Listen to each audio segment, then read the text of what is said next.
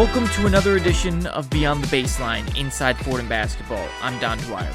On tap for this week's episode, the latest news from the recruiting trail and newly signed freshmen for next year's class.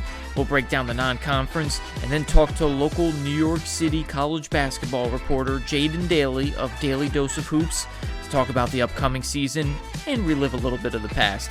He's got a lot of good things to say about some players on this roster. So first, let's talk about the recruiting. Fordham landed its first commitment for the class of 2026. It's Frank Siaca Bey of the Fairfax Christian School in Virginia. The 6'9" forward had 12 D1 offers. He averaged 14 points and 7 boards a game last year. He had 6 20-plus point games on the season. This summer, he did an interview on X and said this about his game, quote, "I'm a high-effort, high-energy forward with elite footwork and the ability to finish around the rim through contact with both hands. I dominate 15 feet and in, not just scoring, but also setting up teammates. I can facilitate out of the post, especially when there's help or a double. Defensively, I'm very versatile. I can guard 2 through 5, whether off a switch, ice, ISO, blitz, and I'm active and disruptive. This summer, I'm focused on extending my range, making the catch and shoot 3 more consistent, and improving my strength and explosiveness." When asking about what program he's looking for, he said, "I'm looking for a good fit with a team that has a family-like environment. With the coaches, I'm looking for transparency and people I can connect, relate to on and off the floor. Academically, I want a program with a good, strong support system." So good news on the first signee to the Maroon and White. And I think a lot of the stuff that he said in that interview rang true of what Coach Magpio said in the offseason on what he's looking for certain players. And I think he can build and develop a player like that in his system. Don't know what it's going to be, a major impact early or maybe redshirt. Whatever it is, Coach Magpio knows how to get the best out of those players. And here's the thing, when you're talking about the Atlantic 10 and you're talking about a recruiting class, length, size is key in college basketball. I mean, you look at the next level in the NBA, we're not even looking at point guards smaller than 6'6", 6'7" at times. So I love to see Coach getting guys who can do a little bit of everything on the floor. Fordham coaches have also been spending a lot of time at Stepinac High School in White Plains. 6-foot forward guard Hassan Qureshi visited Fordham last week. Adam Zagoria's latest report on Zag's blog says assistant coach Ryan Highland was at the open gym last Wednesday. This is what was said from Qureshi about this. He says that they are very committed, that they actually want me to get there.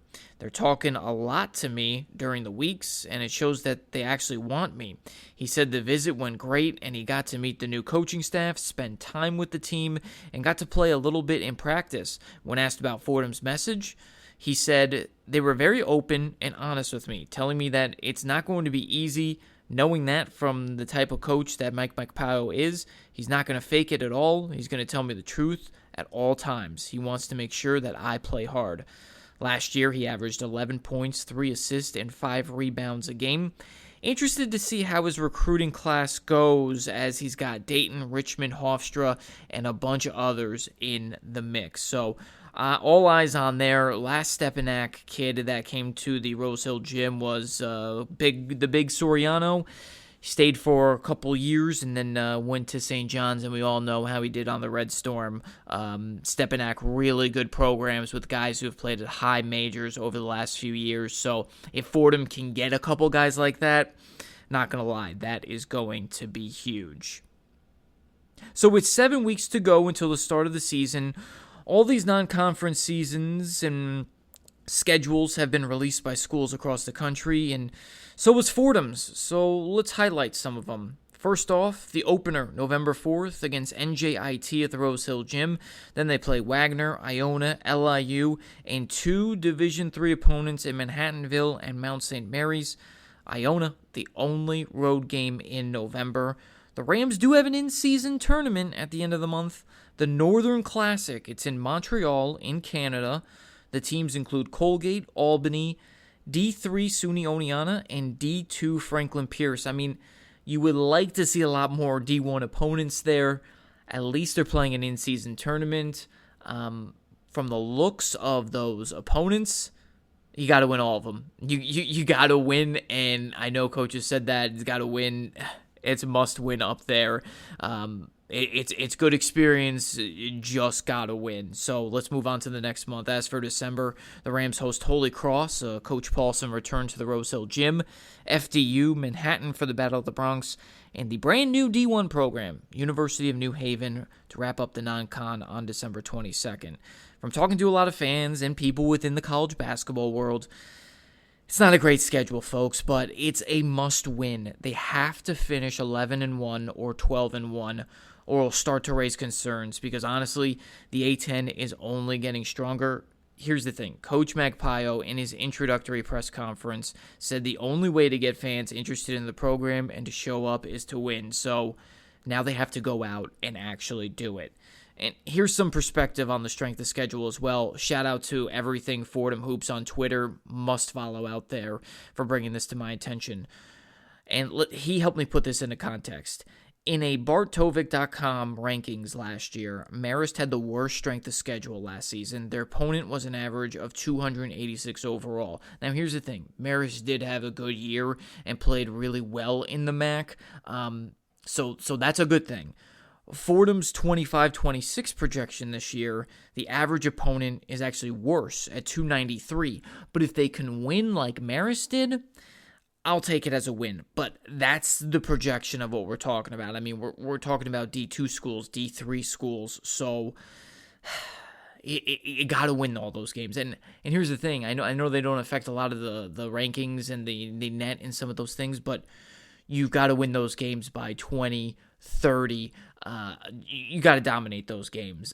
That's how I feel about that, and almost get everyone involved. Play a deep bench and get some playing time for everyone.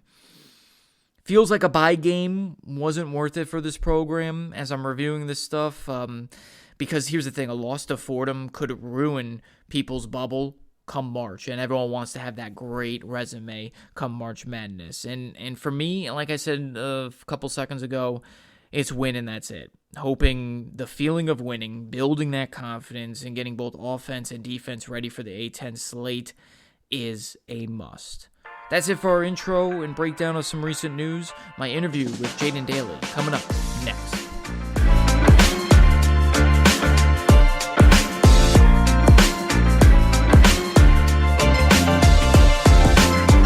I'm really happy to bring on my first guest, a guy who knows a lot about New York City basketball. He's run his website, Daily Dose of Hoops, since 2009, and has covered several Fordham teams during those years. Let's welcome in Jaden Daly. Jaden, thanks for coming on, my man. Appreciate it.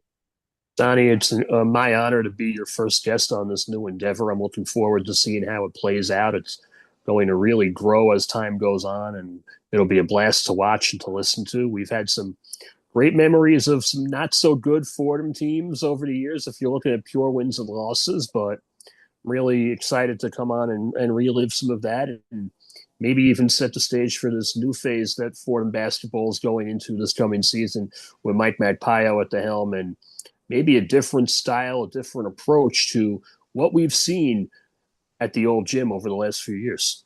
And I think that's, it's actually kind of funny. We've been through, the Bacoras, the Neubauers, the Neptunes, Ergos, you kind of name it. Now we're on another chapter, and I think it's exciting. College basketball starts in 7-8 weeks. Are you ready for it all? I usually can't say that I'm fully ready until probably the end of October, maybe a day or two before the season starts. And then it takes me like another 2 weeks to get into form with everything, with all the travel I do and covering this team, covering that team.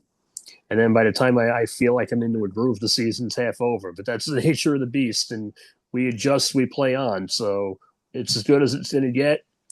The summer's been good. Trying to ramp myself back up in the preseason previews and stuff. So just take it one day at a time as it comes. I know it's cliched, but we're not any young anymore. That is so true. I was going to say, how do you go about planning? Is it like looking at all the non-cons? Do you pull up all the local teams? How does that schedule work? Yeah, my schedule usually isn't finalized until the end of September. And now, as it becomes harder to get non-conference games, it trickles into October. I have my priorities with the local Big East teams and the local MAC teams as well. And then from there, I just fill out any open dates with whatever in the area. So it's a multi-tiered approach, Donnie, if you want to categorize it that way. Some schools, unfortunately, get lost in the shuffle compared to some others. And I'd like to spread everything out equally, but when you have 10 or 15 mouths to feed like I do every year, it's easier said than done. It's so true. And going off of basically your scheduling in the non-conference, Fordham's got a light one this year. I know a lot of fans haven't been really happy just because it's been filled with several non-D1 schools. But it is filled with two solid MAC teams, and you cover them very often. Iona, Manhattan. What should Ram fans expect out of those games this year? Well, the Iona series is a home and home. It's been in the works for a couple of years now. I can't honestly remember the last time both those teams played one another. It was definitely before I started covering either of them. It was But me when I started as a ball boy in '07. there you go, my senior year of college. But I'm looking forward to watching Iona. It's going to be a new look Gales team. I'm going to feel like I'm 70 years old watching Dejour as a head coach because I remember him taking Richmond to the Sweet 16 as a player in 2011. So that's going to be an interesting experience. A lot of new personnel. You'll see a lot of that Richmond influence on offense where you'll have backdoor cuts and 6'7", 6'8" guys who can pick and pop from outside. The rebounding might not be there right away, but it'll be a fun matchup for Fordham. It'll be a homecoming for Dejour Reaves, the big transfer that Mike Magpio got over the summer, who played last year at Iona and was the team's leading scorer and all MAC selection as well. And Manhattan in year 3 now under John Gallagher should be one of the teams to beat in the MAC. They bring back a nice core of players, including Will Sidnor, the MAC Rookie of the Year last year, and Jaden Winston, the junior point guard. Devin Dinkins, you may remember from his days at George Mason when he was on the bench. He'll be a starter for Manhattan this year.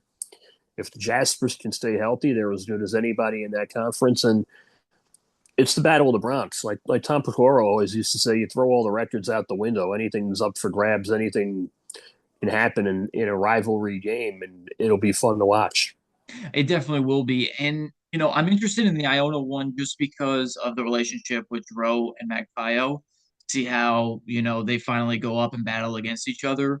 And then the Manhattan one because it was a terrible loss last year for Fordham at the Dratty. And so I'm just interested to see how they bounce back from that. And especially I'm hearing Manhattan's, like you said, most talented, almost most talented team in the MAC. So I'm curious how both those go. Yeah, last year was Manhattan's first winning season since 2015 when Steve Masiello repeated as MAC champion with the Ashton Pankey, Shane Richards, Emmy Andujar team. So it's been a long time since Manhattan has been able to enjoy that much success in one year. And you brought up a very good point with the connection between Mike Magpio and Dan Giroux talking about the Iona game where they were once roommates at one point, each trying to get their coaching careers off the ground. So they know each other really well. And the two of them also are very close with Kevin Hovde, the new head coach at Columbia, who was Giroux's roommate in college and comes off the national championship staff at Florida. So it might be interesting to see those two schools play Columbia in years to come. But you talk about personnel and guys who know each other really well. It's going to be a fun dynamic watching them try to match wits against each other. And one thing I was going to follow up on that is basically Fordham's non-con schedule is a ton of home games. Like it's literally Iona, the tournament in Canada, and I think that's about it. Everything else is home games. For how hard, if you talk to people or coaches, how hard is it to try to set up a non-con when you're a new coach? Is you're just basically buying all these buy games. No one wants to play you. You've talked to people throughout the ways. How hard is it to kind of develop a really strong schedule in year one? Everybody's different, Donnie. Sometimes you get lucky in your first year as a coach and you inherit some buy games that were scheduled by the previous staff. But sometimes also you have the stigma of being a mid-major team in a good league like the A10, where some other teams on your level are afraid to play you either for fear of tanking their own metrics or not wanting to take a chance and hurt their resume when it could be padded somewhere else with a road game or a home game or a neutral site, what have you. It really depends on the situation. I can't say it's uniform for everybody because one program might have a hard time getting games, and then another program has the resources to buy more. Everybody's different when it comes to how much is in your budget and how much you have to play with, too. Are coaches that I've spoken to that have said flat out, we couldn't get games because they either weren't offering us enough or we didn't have enough to buy them. Right. No, that makes a great point. Moving forward into that Iona matchup again is you mentioned Dejour Reaves. You saw him play at Iona. It's going to be a comeback game for him as he heads back to New Rochelle. What should Ram fans expect from his play? He's a good combo guard, and he's going to be a one and done guy as a fifth year senior grad transfer. So I would compare him in that sense to a Darius Quisenberry type. But in reality, Donnie, when you watch DeJour play and you watch him work, he's a lot like Brandon Frazier. He can play on and off the ball. He can impact the offense and the defense in so many ways. He's a natural leader. He takes charge on his own. And when it comes to clutch shots, there's nobody on this roster you want with the ball in his hands more than Dejour Reaves. You'll be able to trust him right away. He almost never misses in crunch time, or at least every time I've covered him, it seems like he never misses. So that's something that Fordham hasn't had in a long time. And I think his charisma, his impact, and his pure talent is going to win him a lot of fans in Rose Hill sooner rather than later. That's what I like to hear. And I like to hear that comparison because I was curious who you're going to compare him to because when Fordham's been successful, I was just thinking about this today, is they've always had dominant point guards or point guards that can control a game. I feel like that is the most important thing in college basketball. Do you think he can be that leader and control the game on the floor? Absolutely. I think his natural instinct to lead, to recognize the situation as it develops, is ahead of his time, ahead of his level. You're not going to see many guards in the A10 who have the headiness and the instincts that Reaves has that he brings to the floor. And in a league where a lot of the top personnel is retooling, you look at St. Joe's with Rasheer Fleming getting drafted, with Eric Reynolds graduating. You look at VCU having a new coach in Phil Martelli Jr. after Ryan Odom took the Virginia job. So that's going to take a little while to get used to in terms of style. You look at Dayton bringing in new personnel with Jordan Durkat coming from Rutgers. We mentioned Iona, Adam Jai, the freshman point guard last year who played for Tobin Anderson and then went into the portal after Tobin got fired, ended up at Dayton. So Fordham fans will get to see him right away. Dejour Reaves' former backcourt partner. It's going to be an interesting mix at the top of the league, and I think Reeves stacks up to a lot of the incoming point guards that are coming into this league. He can play off the ball too, so that combo versatility, Donnie, is even more valuable now in a time where positionless basketball becomes more and more in vogue, and coaches are looking at guys for their potential and their athleticism as opposed to trying to jam a square peg into a round hole at a defined position per se. And that's an excellent point, and it's something that Coach McPile wants to do with his Moneyball aspect. Is like, okay, let's take a guy who can shoot the three, and we'll maximize that. We don't have to. We're going to try to get the best out of this guy in a certain position and role we put him in. What do you think of that approach, or have you ever heard of it, or I feel like it worked for Florida. They won the national championship, but what are your thoughts on that approach of analytics, buy low on some guys, develop them, make them the best that they can be? I feel like we haven't seen this approach in years, and only a certain group of guys are trying to use it. Yeah, it's going to be fun to watch develop. I haven't spoken to Mike since he was on staff with Kyle Smith at Columbia, and that was about 10 years ago. So he and I probably remember each other's names, but that's about it. But you brought up Florida, and when when I spoke to Kevin Hovde at the Final Four, after he was announced as the incoming head coach at Columbia, before he came up here and got his new team to work with, I asked him about the analytics and the reliance on analytics as a staff, and he gave me a lot of very insightful, very refreshing quotes where you're essentially watching a player's tape year round before they even set up a visit or whatever. You look at guys in the portal and you see where they can impact you. You see an opportunity where you can make something fit or try to get the most of a current fit. And they have a spreadsheet laid out.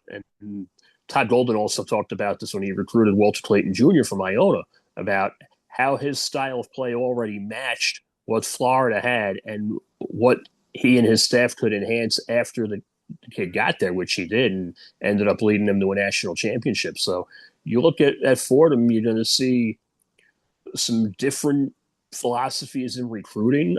I think what might not have been the way to go on paper in recent years, there's going to be a different look, a different concept behind it where you might not think someone can contribute, but when you read between the lines and you see more of what they do without the ball or what they do in certain spots on the floor, you'll see it play out a lot better. And I never even got your thoughts. What were your thoughts? There are a lot of candidates for the job. What were your thoughts on Fordham picking Coach McBio? Initially, I thought it came out of left field because Mike's a West Coast guy. Other than his couple of years at Columbia, he's a California native, went back to UC Riverside over the last 4 years and turned it into a winning program in the Midwest, where you have the smaller Cal State schools, Cal Poly, Cal State Fullerton, Cal State Northridge, and he's been able to carve out a niche, even if the NCAA tournaments may not be there. He finished over 500, and at a small school with lower resources than some schools we're familiar with up this way. That's not something to sneeze at. It's not something you take lightly. I think it was an outside the box hire. And when Ed Cole did the same thing 4 years ago with Kyle Neptune, look at how that worked out, Donnie. He turned a perennial bottom tier Atlantic 10 program into a 500 team his first year. And you could say Keith Ergo's first year was really Neptune's second year because he inherited a lot of the guys that Kyle brought in, won 25 games and made that great run to the A10 semifinals where Barclays was 75% full of Fordham fans, something that you and I hadn't seen at that point and may not see again for a while. I mean, I'm getting chills right now because when they beat LaSalle in that game and the "Let's Go Fordham" chants were going on, and like it was loud and it was crazy, and I just that year brought so many of us together, fans and alums as well, and it was just such an awesome time that like we want that again. And I always have felt Fordham's like a sleeping giant in terms of there can be this great talent, there can be this, great teams. I'm almost loving the storyline that's being put together because it's like Fordham's always been the underdog. So let's bring in a bunch of no-name guys or a new system, try it out, and then let's create some, memories and some fan favorites that, everyone's thinking I want the sexy five-star recruits. Screw it. Let's get the two-star recruits, make them household names, and it'll be so much fun to watch. Yeah, and in a way, it brings back some of the old Pecora guys, the Mandel Thomases, the Ryan Canties, who maybe slipped through the cracks, but when they got on the floor, they were great supporting cast members and they developed into serviceable starters that could really impact the game and swing the balance of it one way or another. And you talk about that LaSalle game. I remember talking to Tony Reale before that game tipped off, and the both of us were almost, I don't want to say amazed because it sounds too cliched, but I think the both of us were very overcome with what Fordham had turned into that year because we all remember the nights at Rose Hill where press row was empty except for FUV and maybe two other people, me or whoever other small-time local outlet had nothing to do and covered a game on a Wednesday night. And to see Fordham take over in Brooklyn like that, is proof of what this program can be when it's in the right hands. And I'd love to see that again. I really would. I loved Rose Thrill when it was a thing. It hasn't been a thing since, but that energy and excitement, what was that, a few years ago? It brought me back to when I was a ball boy and you had national televised games at the Rose Hill Gym and the floor is rocking. It's so loud we can't even hear conversations between ourselves. And that's why that gym is so beautiful, is because it's got so much history, it's got amazing aesthetics, and it's just fun to watch a game in. Still one of my favorite places to watch a game. I think the only place that I would say tops it would be the Palestra. But I haven't been yet, but that is definitely on my schedule to go see that place. Well, speaking of that, Fordham, like we said, has had some tough times um, with winning, and you see a ton of other New York City facilities, Big East schools. What makes those stand out versus Fordham? I know they're trying to pump money in and get better practice facilities, this and that, but like, what has kept Fordham one step back, in your thoughts?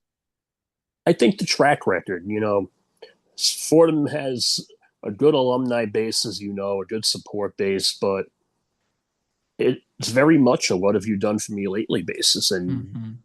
St. John's, before Patino got there, went through the same thing, where St. John's has a committed base, but a lot of roadblocks as well. A lot of fans, a lot of donors have inquired about Carnesecca Arena's long term viability and maybe building a new on campus venue, which is logistically impossible right now. And they actually just broke ground on a new practice facility that's going to open. I believe it's in 2027. So work on that is underway. But as far as facilities, when you're in New York City and you don't have as much acreage, as much space as some other campuses in other parts of the country, that's another issue too. You can't try to compress something big into a small area. I think that's the other holdup that a lot of people lose sight of. So I'll give you a story. I went to the St. Louis game a few years ago at the Chaifetz Arena and met with the Big Era Fund, and Eddie Cole was still the AD at the time, and they toured the Chaifetz because they're like, could this be viable for Fordham basketball? And they basically were like, when this was built, the cost of the land plus everything it would take to do this, it would be about 20 times the price of what St. Louis basically was able to do because of where they're located, the cost of the land, everything. And so it's like people don't realize sometimes how much it costs to do these upgrades or where to put it or anything like that. There is just so much that goes into it that it's not cheap at all. No, and when you throw it in New York, the costs are astronomical. Oh yeah, exactly. I mean, I got family still living there, and I think to myself, how do you guys even live there? 'Cause it's so expensive. Yeah. Uh, Switching up, I've got the real question Fordham fans want to hear on X. You started this a while back. It is the most wonderful tweets we see come out. Why can't Fordham get guys like this? I never really asked you where did that come from and how did it become such a big thing? Did you see it becoming such a big thing?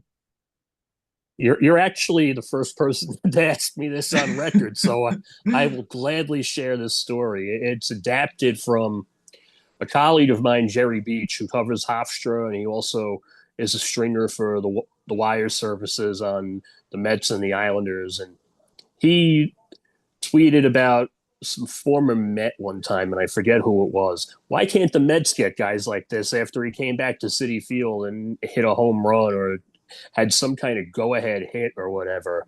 And this was maybe 2015 or 2016 or so when I first noticed this. And it was right after Eric Pascal had transferred to Villanova. Yep. So obviously, me covering the Big East and seeing St. John's and Seton Hall, and now that they've come back, UConn, I've I've been able to see Pascal have better games maybe than he had his 1 year at Fordham, where he didn't have as much of a green light to shoot from three.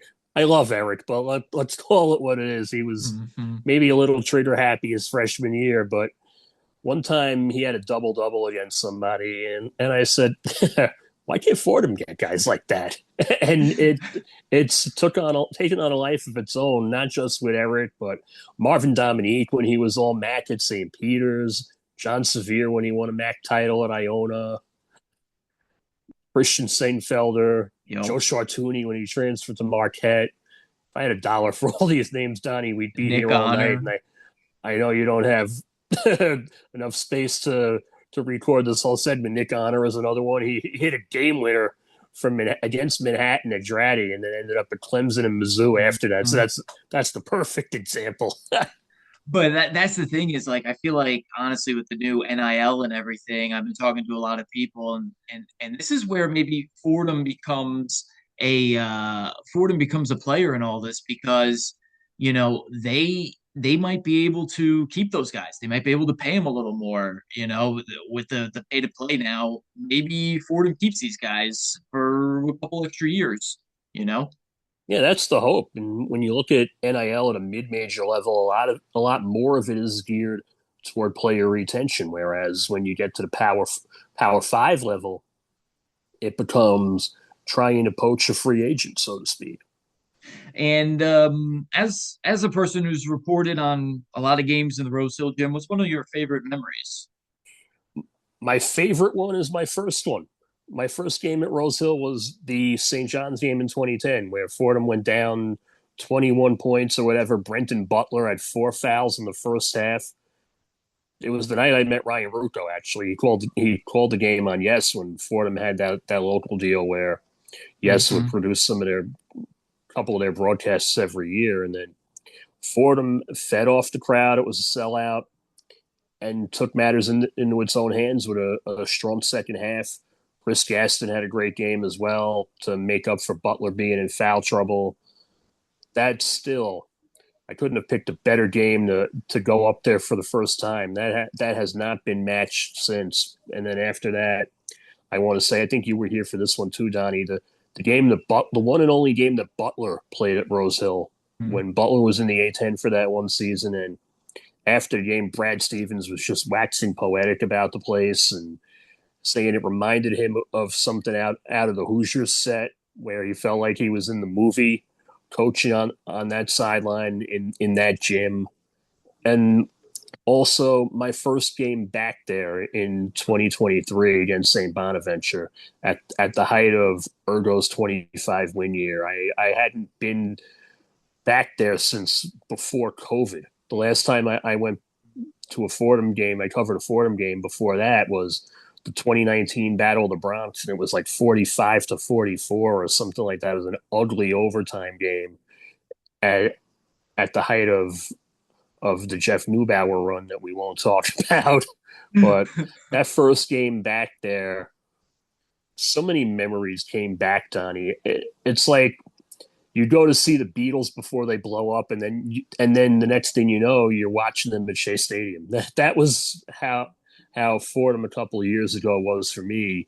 Even though I only got to see maybe 2 or 3 games that year, but being back there and seeing a sellout and seeing an engaged crowd for the first time in a long time for someone who built my website covering Fordham in the dead of January when nobody would show up and Pecora would question the attendance. That was something special, man. Yeah.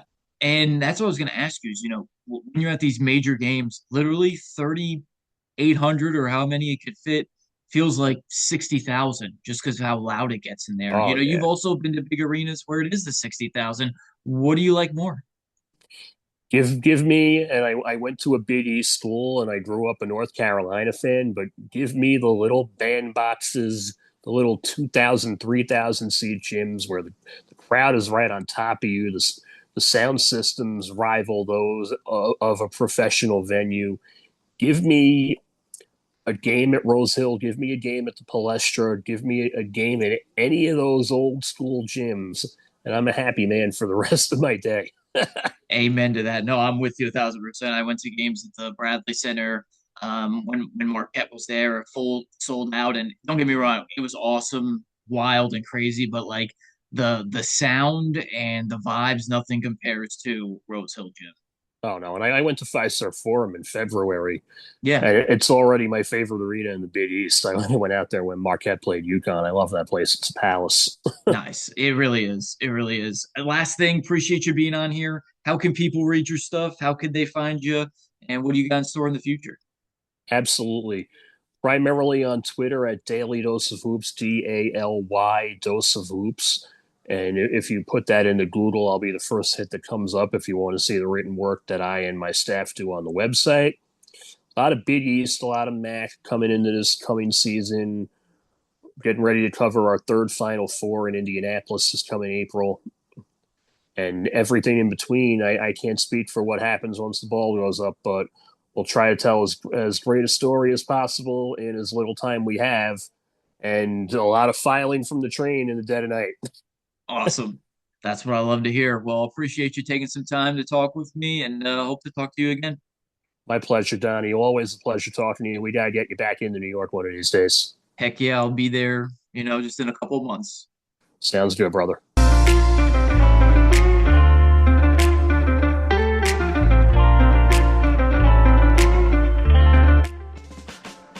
I want to thank Jaden for taking some time and coming on this week. I've got a few more guests lined up, and I think a lot of you out there, you're going to enjoy them. I'll post a preview on X later in this week. It is a former player, a guy who is an awesome guy. We'll get a little preview. I don't want to tease everything and get you too excited yet, so stay tuned later in the week on X for that post. And remember to rate the podcast, give me a review on all those podcast platforms, wherever you listen, Apple, Spotify, or wherever you listen.